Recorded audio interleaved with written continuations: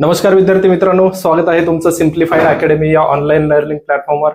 मी Balaji सुर्णे, simplified चालू घडामोडी diary या पुस्तकाचा लेखक। आज आपली राज्यसेवा पूर्व परीक्षा पार पडलेली आहे। त्याच्यामध्ये जे काही चालू घडामोडी या विषयाचे प्रश्न आलेले होते, त्या प्रश्नांचं अनालिसिस या व्हिडिओच्या माध्यमातून करायचं आहे। त्याचे जे काही संभाव्य उत्तरे आहेत आणि त्याचे जे काही सोर्सेस आहेत, तुम्हाला माहिती आहे ऑलरेडी आपण टेलिग्रामवरती सोर्सेसची पीडीएफ टाकलेली आहे। सिम्प्लिफाईडच्या कुठल्या पुस्तकातनं कोणता प्रश्न फ्रेम झालेला होता किंवा त्याचं रिफ्लेक्शन आपल्या पुस्तकामध्ये होतं, याची सविस्तर पीडीएफ आपल्या टेलिग्राम चॅनलवर टाकलेली आहे, ती तुम्ही बघितलेलीच असेल। तरी पण हा व्हिडिओ शेवटपर्यंत बघा, कारण बऱ्याच गोष्टी तुम्हाला नवीन गोष्टी कळणार आहेत। तर सगळ्यात महत्वाची गोष्ट म्हणजे जे काही खूप विद्यार्थ्यांची मागणी होती, जेव्हा आपला कंबाईन ग्रुप बी आणि सी ची तारीख जाहीर झाली होती, त्यानंतर असंख्य अशा विद्यार्थ्यांचे फोन मेसेज सुरू झाले की इयरबुक आम्हाला अवेलेबल करून द्या। तर एका महिन्यामध्ये आपण इयरबुक अवेलेबल करून दिलेला आहे। सिम्प्लिफाईड इयरबुक 2026 मार्केटमध्ये सर्वत्र उपलब्ध झालेला आहे। तुम्ही कुठल्याही भागात असेल तर जवळच्या विक्रेत्याला संपर्क करून ते पुस्तक मागू शकता। अमेझॉन, फ्लिपकार्ट सारख्या पोर्टलवर सुद्धा हे अवेलेबल आहे, किंवा आपली सिम्प्लिफाईडची वेबसाईट आहे simplifiedcart.com, तिथून सुद्धा तुम्ही हे पुस्तक मागू शकता। तर प्रश्नांचं जर स्वरूप बघितलं तर प्रश्न खूप कठीण वाटले मला चालू घडामोडीचे, कारण बऱ्यापैकी जे पारंपरिक प्रश्न असतात त्यापेक्षा या वर्षी थोडंसं काठिण्य पातळी जास्त होती। एकूण 15 प्रश्न आपण या ठिकाणी चालू घडामोडीचे घेतलेले आहेत। पण जसे बरेचसे असा जीएसचा सुद्धा भाग आहे, इकॉनॉमिक्स असेल किंवा पॉलिटी असेल, त्याला करन्सी रिलेटेड सुद्धा प्रश्न त्या विभागामध्ये आलेले आहेत। या ठिकाणी आपण 15 प्रश्न बघूयात चालू घडामोडीचे। ते कोणत्या कालावधीपासून कोणत्या कालावधीपर्यंत प्रश्न विचारलेले होते आणि कोणत्या टॉपिकवरती प्रश्न विचारलेले होते। या ठिकाणी मी मांडणी जी केलेली आहे ती लेटेस्ट पासून ओल्ड पर्यंत केलेली आहे। 2025 चा जर विचार केला तर एकूण 5 प्रश्न 2025 वर विचारलेले आहेत, म्हणजे 2025 मध्ये जे काही घडामोडी घडलेल्या आहेत। तर जानेवारी, फेब्रुवारी, एक मार्च महिना या ठिकाणी स्किप झालेला आहे। एप्रिल, मे, जून, म्हणजे जवळपास प्रत्येक महिन्यातनं एक प्रश्न या स्वरूपाचा प्रश्न आलेला आहे। पहिली जी न्यूज होती ती म्हणजे जे प्रश्न आहे, मारुती चित्तमपल्ली यांच्या पुस्तकांवरती प्रश्न विचारलेला आहे। त्यांचं जून 2025 मध्ये निधन झालेलं होतं। अरण्य ऋषी म्हणून त्यांना ओळखलं जातं। त्याच्यानंतर दुसरं आहे भूषण गवई, नेमणुका संदर्भात हा प्रश्न विचारलेला आहे, किंवा राजकीय घडामोडी या दृष्टिकोनात सुद्धा याच्याकडे आपण पाहू शकता। तर भारताचे सरन्यायाधीश म्हणून त्यांची नेमणूक झालेली होती, त्याच्यावरती प्रश्न या ठिकाणी विचारलेला आहे। त्याच्यानंतर सिंधू जल करार यावरती एप्रिलमध्ये आपण बघितलं की ऑपरेशन सिंदूर भारताने केलेलं होतं। त्यामध्ये जे काही भारताने धोरणात्मक निर्णय घेतलेले होते, त्याच्यातला हा सगळ्यात महत्वाचा निर्णय होता की सिंधू जल करार भारताने स्थगित केला आणि पाकिस्तानचं पाणी अडवलं।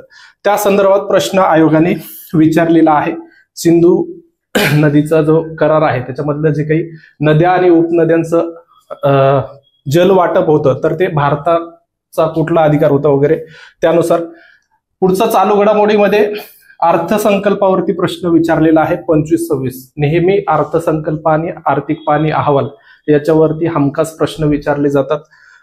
त्याच्यानंतर एक दिनविशेष याच्यावरती प्रश्न विचारलेला, राष्ट्रीय बालिका दिन। आता या ठिकाणी 2 न्यूज एकत्र त्यांनी केलेल्या।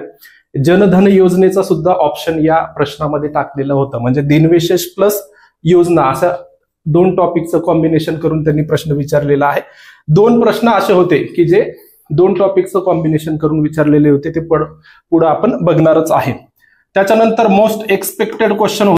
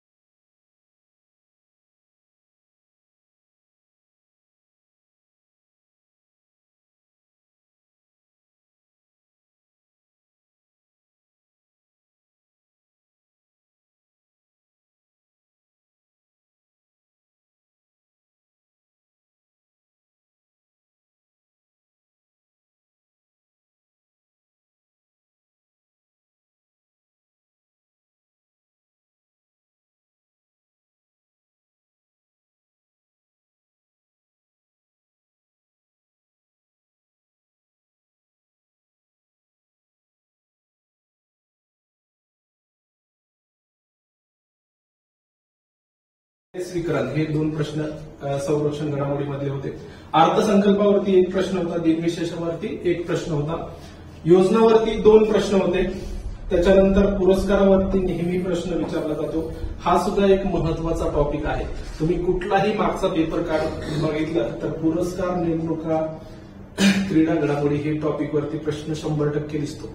जेव्हा रिव्हिजन करत असता तेव्हा या टॉपिककडे थोडंसं लक्ष द्यायला पाहिजे आणि जास्तीत जास्त रिव्हिजन त्या टॉपिकचं करणं गरजेचं आहे. नंतर परिषदा किंवा आंतरराष्ट्रीय घडामोडीचा विचार केला तर 2 प्रश्न त्या ठिकाणी विचारलेले होते. क्रीडा घडामोडीवरती 1 प्रश्न त्या ठिकाणी विचारला, आर्थिक घडामोडीवरती 1 प्रश्न विचारलेला आहे आणि अहवाल व निर्देशांकावरती 1 प्रश्न विचारलेला आहे. या ठिकाणी एक गोष्ट लक्षात घ्यायची की आयोग प्रत्येक, तुम्ही जर या ठिकाणी बघितलं, कालावधी जर बघितला तर प्रत्येक महिन्यातला 1 प्रश्न त्या ठिकाणी विचारलेला आहे. बऱ्याचदा हा सेम पॅटर्न असतो. तुम्ही थोडंसं बारकाईनं विश्लेषण केलं तर या गोष्टी लक्षात येतात.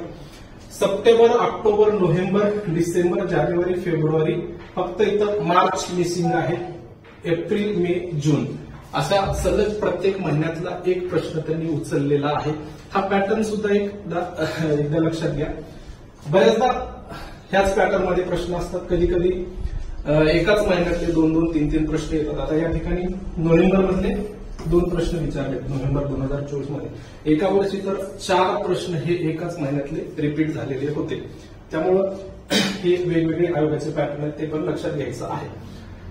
आता प्रश्नाची सुरुवात करूयात आपण. प्रश्नामध्ये आपल्या सिम्प्लिफाईड चालू घडामोडी डायरी या पुस्तकातनं प्रश्न किती आले होते हे सांगतो तुम्हाला. हा 1 प्रश्न सोडला, अक्षय अन्न योजना, तर बाकीचे सर्व प्रश्न चालू घडामोडीचे सिम्प्लिफाईड इयरबुक किंवा इतर जे काही अंक असतात त्याच्यामधून आलेले आहेत. इयरबुकमध्ये तुम्हाला हे सगळे प्रश्न सापडून जातील. आता हा प्रश्न बघा, हा मुद्दा मी पहिल्यांदा प्रश्न घेतलाय. आयोगाचा प्रश्न आणि आपला सिम्प्लिफाईड इयरबुक 2025 मधला पेज क्रमांक 49 वरचं हे 1 लाईनर बघायचं. आर्थिक घडामोडीमध्ये दिलेलं आहे. जशाच तसं वाक्य इथं आपण दिलेलं आहे. काहीच चेंज नाही, शब्द सुद्धा आयोगाने चेंज केलेला नाही. दिल्ली, नवी दिल्ली त्याचं उत्तर आहे. ठीक आहे, बाकीचे ऑप्शन त्यांनी दिलेत. मात्र प्रश्न हा जशाच तसं विचारलेला आहे. सांगण्याचं तात्पर्य एवढंच आहे की सिम्प्लिफाईड मध्ये आतापर्यंत आपण टेलिग्राममध्ये प्रत्येक एक्झाम झाल्यावर टाकत असतो की कोणत्या टॉपिकवर कसे प्रश्न आले, तर हे सुद्धा थोडंसं बघून घ्या. पुढचा प्रश्न आहे अर्थसंकल्पावर प्रश्न विचारलेला आहे. 2025-26च्या केंद्रीय अर्थसंकल्पात प्रमुख आकर्षण म्हणजे अणुऊर्जा अभियान. अणुऊर्जा अभियानाची घोषणा अर्थसंकल्पामध्ये केलेली आहे. ते आपलं आता नवीन आलेलं 26वं इयरबुक अर्थसंकल्प दिलाय, 322 पेज क्रमांकावर पण आहे. आणि आपला जो अंक होता 36वा अंक, त्याच्या 226 पेज क्रमांकावर ही तुम्हाला माहिती भेटून जाईल. याच्यामधलं अ वाक्य बरोबर आहे, दुसरं पण वाक्य बरोबर आहे आणि तिसरं पण वाक्य बरोबर आहे. म्हणजे याचं उत्तर काय असणार आहे, वरीलपैकी सर्व या स्वरूपाचं उत्तर असणार आहे.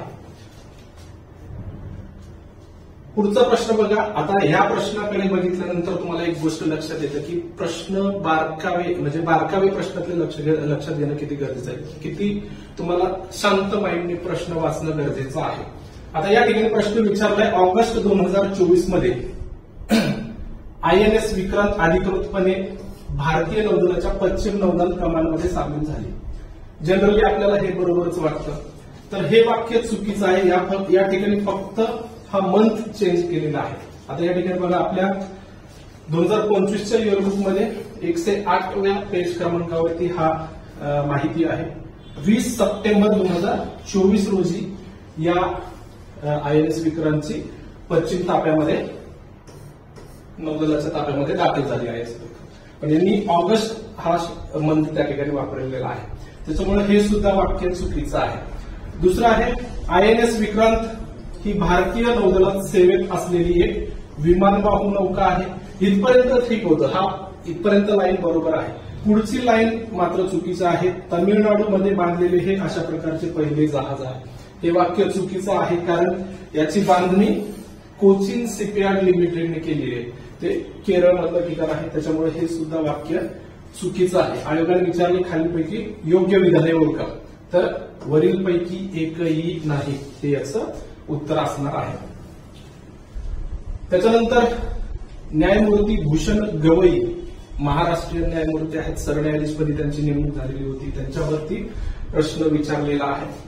त्यांचा जन्म विचारला 24 नोव्हेंबर 1960 ला. आता हे नवीन आलेल्या इयरबुकमध्ये 19व्या पेज नंबरवर आहे. 37वा अंक आपला ऑलरेडी पब्लिश झालेला होता. 11व्या पेज नंबरवर ही माहिती तुम्हाला भेटेल. आता बरेच मी सुरुवातीला काय करायचं की फक्त इयरबुकचे त्या ठिकाणी इमेज टाकलं, असं याच्यापूर्वी झालेलं आहे. बऱ्याच विद्यार्थ्यांचे फोन आले की तुमचे डायरीमधनं किंवा अंकामधनं प्रश्न येत नाहीत का, त्यामुळं मी दोन इमेज टाकले, दोन्हीचे सोर्स टाकलेले आहेत. जे विद्यार्थी अंक वाचत असतील ते या पेज नंबरवर जाऊन व्हेरीफाय करू शकता की खरंच आलंय का. त्याच्यामध्ये पहिला विचारलंय 24 नोव्हेंबर 1960 ला जन्म झाला अमरावतीला, 24 नोव्हेंबर 1960 ला हे वाक्य बरोबर आहे. त्याच्यानंतर संविधानिक कायदा प्रशासकीय कायद्यामध्ये प्रॅक्टिस केलेली आहे, हे सुद्धा वाक्य बरोबर आहे. या ठिकाणी खरे नाही असा प्रश्न विचारलेला आहे. जानेवारी 2005 रोजी त्यांनी नागपूर खंडपीठात सरकारी अधिवक्ता आणि सरकारी वकील म्हणून नियुक्ती झालेली आहे.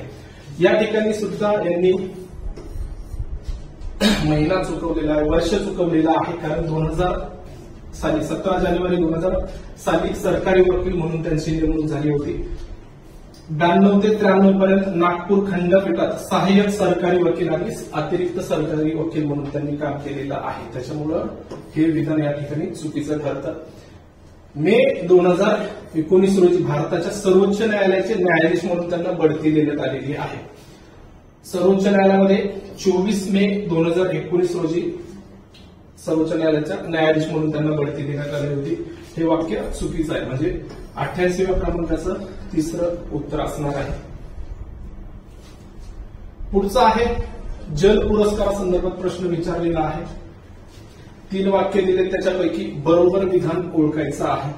एका वाक्यातच इथं प्रश्न सुटतो. 2016 ला सुरुवात झाली असं त्या ठिकाणी म्हटलेलं आहे, पण त्याची सुरुवात कधी झाली? 2008 मध्ये जलसंपदा, नदी विकास आणि गंगा पुनरुज्जीवन विभागाद्वारे राष्ट्रीय जल पुरस्कारांची पहिली आवृत्ती सादर करण्यात आली. आता इथं क चुकीचं आहे, म्हणजे हे ऑप्शन आलं. त्याच्यानंतर हे पण ऑप्शन गेलं. आता या ठिकाणी प्रश्न रद्द होण्याचे चान्सेस वाढतात, कारण इथं दिले अ ब बरोबर, अ ब आणि क चूक, म्हणजे हे पण गेलं. सॉरी, रद्द नाही होणार. याचं उत्तर अ व ब बरोबर असा प्रश्न आहे. अ व ब बरोबर हे उत्तर असणार आहे. सिम्प्लिफाईड इयरबुक 2025 मध्ये 205 या क्रमांकाच्या पेज नंबरवर ही माहिती आहे. त्याच्यानंतर शांतता निर्देशांकावरती प्रश्न विचारला 2024. राष्ट्रांची रँकिंग चढत्या क्रमांकाने लावा असा प्रश्न विचारलेला आहे. 4 देश दिलेत. शांतता निर्देशांकामध्ये चढत्या क्रमाने त्यांची क्रमवारी लावायची आहे. ही माहिती 2025च्या इयरबुकमध्ये 59 पेज नंबरवरती आहे. 34व्या अंकामध्ये 44व्या पेज क्रमांकावर ही माहिती आहे. या ठिकाणी बघू शकता पहिले 5 देश कुठले आहेत? Iceland, Ireland, Austria, New Zealand, Singapore. Iceland पहिल्यांदा येईल. क कुठं आहे? या ऑप्शन मध्ये एक क आहे आणि सुरुवातीला ह्या आहे, म्हणजे हे 2 ऑप्शन या ठिकाणी कट होतात. त्याच्यानंतर आयर्लंड आहे. क नंतर काय येईल? अ येईल. इथं ब आहे, म्हणजे हा ऑप्शन सुद्धा कटतो. त्याच्यामुळं 2 नंबरचं उत्तर या प्रश्नाचं असणार आहे. त्याच्यानंतर डी गुकेश याच्यावरती प्रश्न आलेला आहे. मी बऱ्याचदा तुम्हाला सांगितलं सुद्धा होता मागच्या व्हिडिओमध्ये की डी गुकेशवरती प्रश्न नक्की विचारला जाईल. याच्यानंतरच्या येणाऱ्या परीक्षेमध्ये दिव्या देशमुख यांच्यावरती सुद्धा प्रश्न विचारला जाऊ शकतो. त्यांनी जागतिक बुद्धिबळ स्पर्धेचं, म्हणजे जागतिक वर्ल्ड कप बुद्धिबळ स्पर्धेचं विजेतेपद पटकावलेलं आहे. यांनी जागतिक बुद्धिबळ चॅम्पियनशिपचं विजेतेपद पटकावलेलं आहे. हा प्रश्न ऑप्शनमधूनच सुटला असता. या ठिकाणी ब हे वाक्य चुकीचं आहे. अ तर बरोबरच आहे. 2024 मध्ये सिंगापूर येथे झालेल्या फिडे जागतिक बुद्धिबळ स्पर्धेत सुवर्ण पदक मिळवलं. थोडासा इथं डाऊट येतो, कारण विजेतेपद त्यांनी मिळवलेलं आहे, पण इथं सुवर्ण पदक असं दिलेलं आहे आपल्याला. ते आता आन्सर की लाईव्हवरती तेव्हाच कळेल आपल्याला. पण ब मात्र या ठिकाणी चुकीचं आहे. या ठिकाणी बघा 2024 मध्ये सिंगापूर येथे झालेल्या फिडे 45व्या बुद्धिबळ ऑलिम्पियाड ओपन टीम मध्ये सुवर्ण पदक मिळवले आणि त्याच्या खालीच दिले की 2024 मध्ये बुडापेस्ट येथे झालेल्या 45व्या ऑलिम्पियाड बुद्धिबळ ऑलिम्पियाड मध्ये सुवर्ण पदक मिळवले। आता ओपन टीम आणि वैयक्तिक टीम हे दोन्ही एकत्र स्पर्धा होतात, त्यामुळं ही स्पर्धा बुडापेस्ट या ठिकाणी झाली होती, हंगेरीमधील बुडापेस्ट या ठिकाणी झालेली होती। त्यामुळे ब चुकीचं आहे, अ आणि क याचं बरोबर उत्तर असणार आहे। आता ही माहिती जी आहे डी गुकेशची आपल्या नवीन इयरबुक मध्ये सुद्धा 179 पेज क्रमांकावरती आहे। त्याच्यानंतर 36व्या अंकामध्ये 110व्या क्रमांकावर आहे। जेव्हा आपण 36व्या अंकावर लेक्चर सिरीज घेतली होती त्यावेळेस मी सांगितलं होतं की खूप महत्वाचा टॉपिक आहे, त्यावरती 100% प्रश्न विचारला जाणार आणि प्रश्न आयोगाने विचारलेलाच आहे। त्याच्यानंतर हे जे 45वं बुद्धिबळ ऑलिम्पियाड होतं ते बुडापेस्ट हंगेरी या ठिकाणी झालं। खुल्या आणि महिला दोन्ही विभागात भारताने त्या ठिकाणी सुवर्ण पदक पटकावलेलं होतं। पुढचा प्रश्न बघा, दिनविशेष आणि योजना हे दोन टॉपिक कंबाईन करून प्रश्न आयोगाने विचारलेला आहे। याच्यामध्ये राष्ट्रीय बालिका दिन संदर्भात प्रश्न विचारला आणि बेटी बचाओ बेटी पढाओ ही सुद्धा योजना त्याच्यामध्ये इन्सर्ट करण्यात आली। योग्य विधान या ठिकाणी ओळखायचं आहे, या सुद्धा ठिकाणी आयोगाने खूप मायनर चेंज केलेला आहे। भारतामध्ये 22 जानेवारी रोजी राष्ट्रीय बालिका दिन म्हणून साजरा केला जातो हे वाक्य चुकीचं आहे, कारण आपल्या पुस्तकामध्ये बघा 24 जानेवारी रोजी राष्ट्रीय बालिका दिन म्हणून साजरा केला जातो। इयरबुक 2026 लेटेस्ट जे आहे त्याच्यामध्ये 301 क्रमांकावरती ह्या दिनविशेषची माहिती आहे आणि 225 वरती बेटी पढाओ बेटी बचाओ बेटी पढाओ योजनेसंदर्भात आहे, त्याला 10 वर्ष नुकतेच पूर्ण झालेले आहेत। आपल्या 36व्या अंकामध्ये सुद्धा हे पेज क्रमांक आहेत, तिथे जाऊन तुम्ही व्हेरीफाय करू शकता। तर आता या ठिकाणी 22 जानेवारी 2025ला 10 वर्ष पूर्ण झाली। योजना कधी सुरू झाली? 22 जानेवारी 2015ला। आता हितली तारीख आयोगाने या ठिकाणी घेतलेली आहे दिनविशेषला, पण मुळात 24 जानेवारी हे बरोबर उत्तर आहे, त्याच्यामुळं अ चुकीचं ठरतं। राष्ट्रीय बालिका दिन 2008 पासून बालिकेच्या अधिकार जागृतीसाठी साजरा केला जातो हे वाक्य बरोबर आहे, 2008 पासूनच त्याला सुरुवात झाली। आणि बेटी बचाओ बेटी पढाओ योजना 2015 मध्ये सुरू करण्यात आली हे सुद्धा वाक्य बरोबर आहे। 22 जानेवारी 2015ला पानिपत हरियाणा या ठिकाणाहून सुरू करण्यात आलेली आहे। तर योग्य विधान काय असणार आहे, म्हणजे याचं योग्य उत्तर काय असणार आहे? ब आणि क, म्हणजे दुसऱ्या क्रमांकाचं उत्तर याचं योग्य असणार आहे।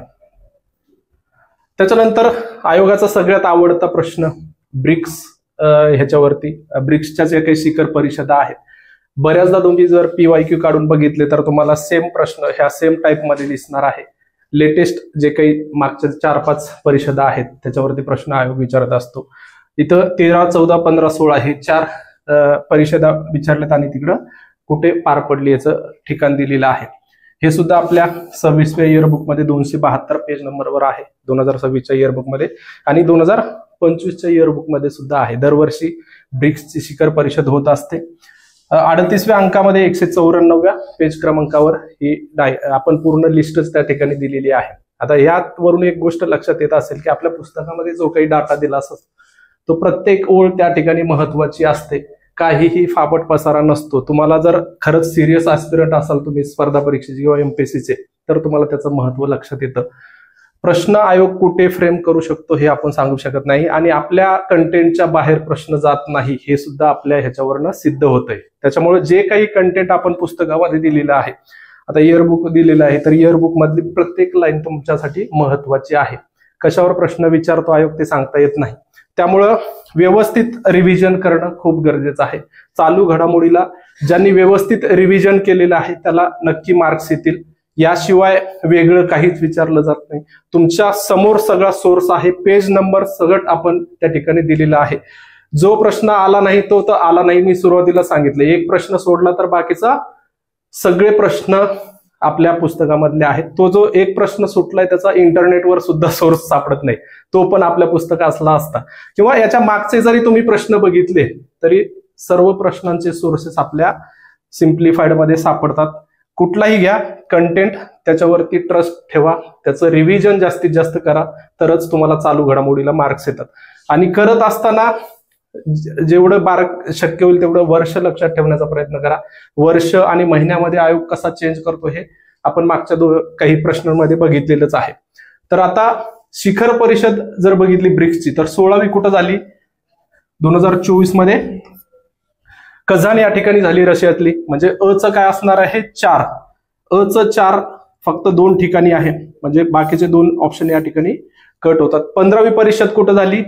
जोहान्सबर्ग या ठिकाणी झालेली आहे, म्हणजे बचं 3 या ठिकाणी. 4थं उत्तर तुमचं बरोबर यायला पाहिजे.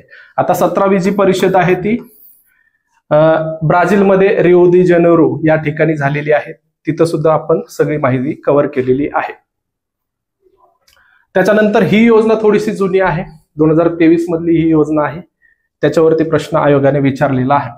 भगवान बिरसा मुंडा जोड रस्ते योजनेविषयी योग्य विधाने ओळखा, असा प्रश्न विचारलाय. ही महाराष्ट्र सरकारने सुरू केलेली योजना आहे. हे वाक्य बरोबर आहे. 2024च्या युअरबुक मध्ये 236व्या पेजवरती ही योजना आहे. त्याच्यानंतर ही योजना फक्त आदिवासी गावांना जोडण्यासाठी सुरू केलेली आहे. तर ही आदिवासी जे काही खेडेपाडे असतात त्यांना जोडण्यासाठी, जे काही मुख्य रस्ते आहेत त्यांच्याशी जोडण्यासाठी जोड रस्ते योजना सुरू केलेली आहे. त्याच्यामुळे हे सुद्धा वाक्य बरोबर ठरतं. या योजनेद्वारे आदिवासी भागांना प्राथमिक आरोग्य केंद्र आणि आश्रमशाळांशी मुख्य रस्त्याने जोडण्यासाठी बनवलेली आहे. हे सुद्धा वाक्य या ठिकाणी बरोबर आहे. ही योजना महाराष्ट्र सरकारने जानेवारी 2025 मध्ये बंद केली म्हटलेलं आहे. त्याच्यामुळे हे वाक्य चुकीचं ठरतं.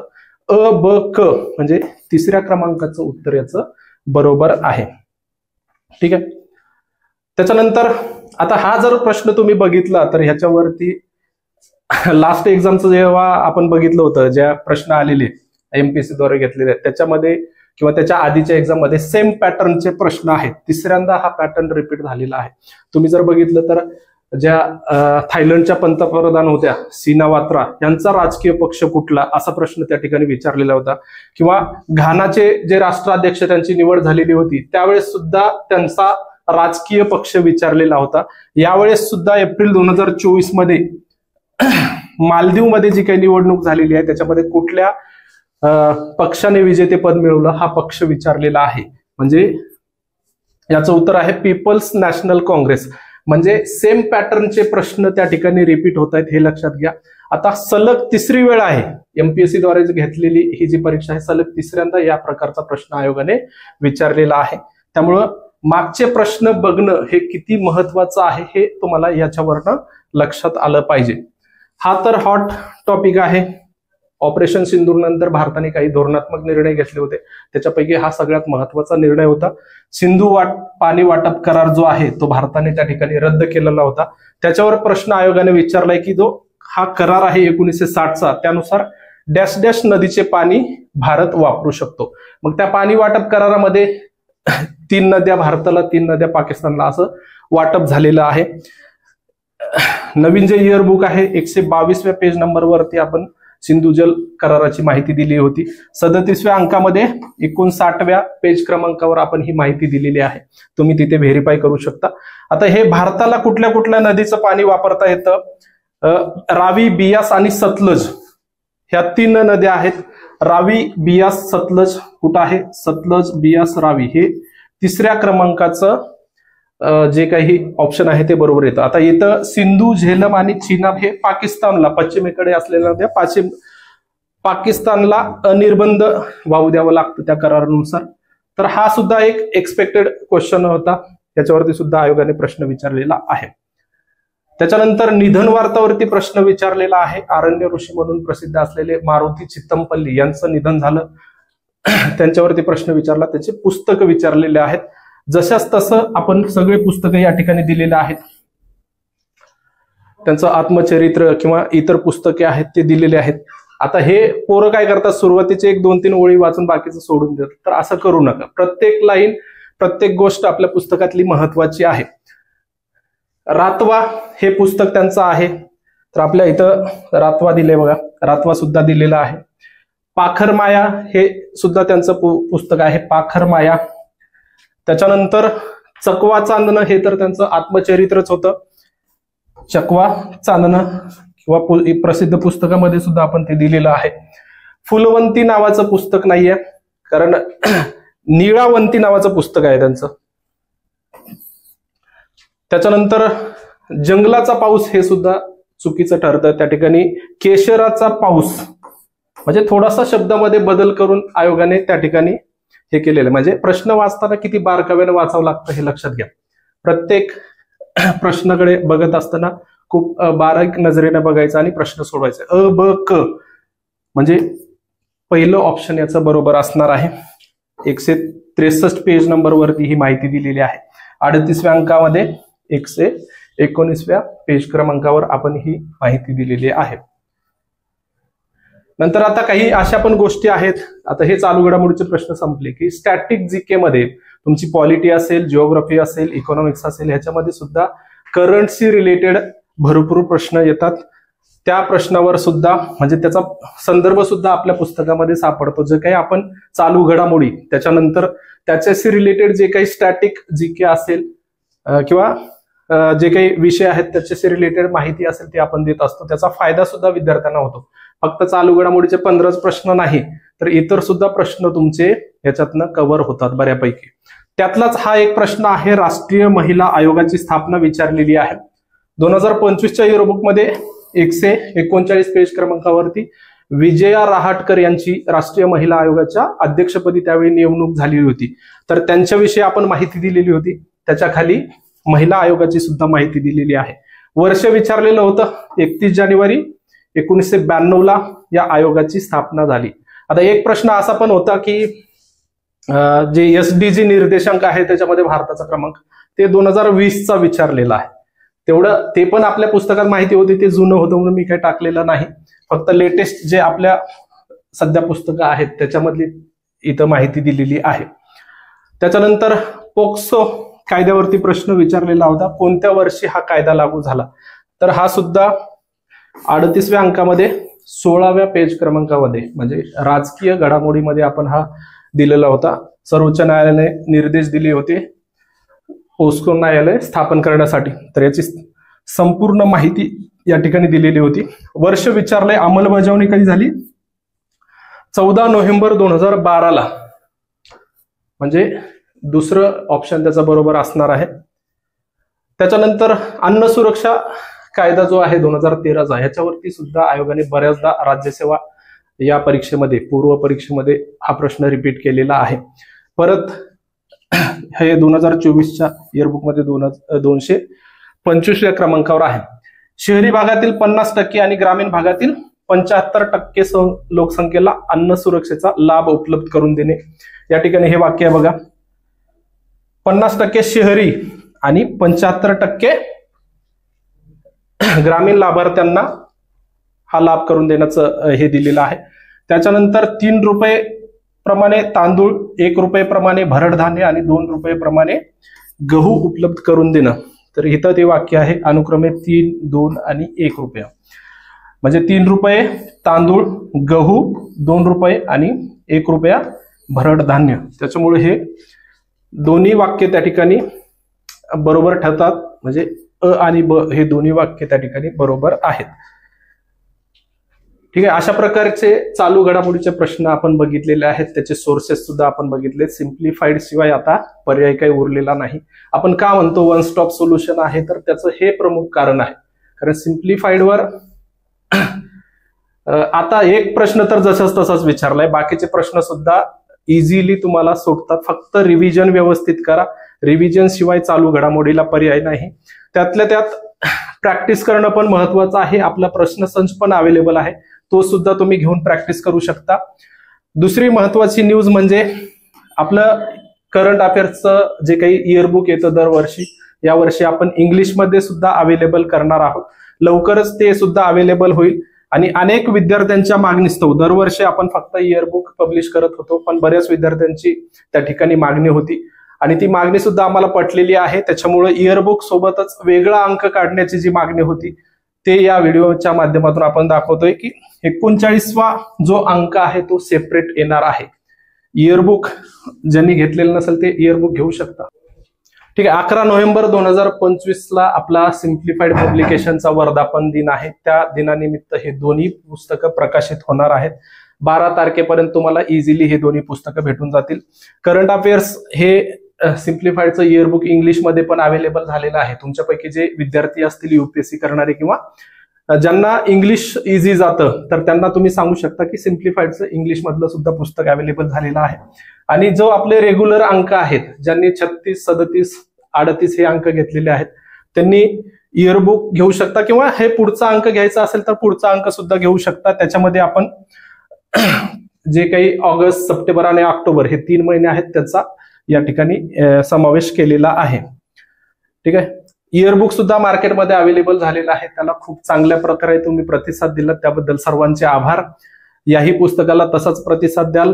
त्याच्यानंतर तुमच्या जे काही शंका असतील त्या नक्की कमेंटमध्ये विचारा किंवा आपल्या पुस्तकावरती नंबर आहेत, व्हॉट्सअप करू शकता. ज्या काही प्रतिक्रिया असतील, शंका असतील त्या ठिकाणी नक्की तुम्हाला रिप्लाय देण्यात येतील. ठीक आहे. थँक्यू.